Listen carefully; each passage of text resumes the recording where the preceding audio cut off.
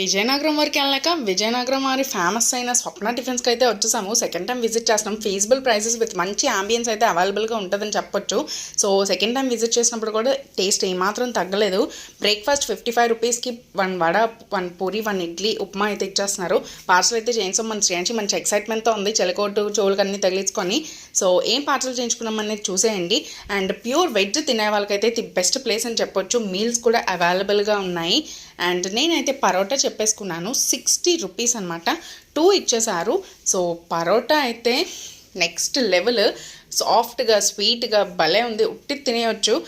Curry అయితే green peas అరటికాయ curry ఇచ్చారు. అది కొంచెం యావరేజ్ అనిపించింది నాకు.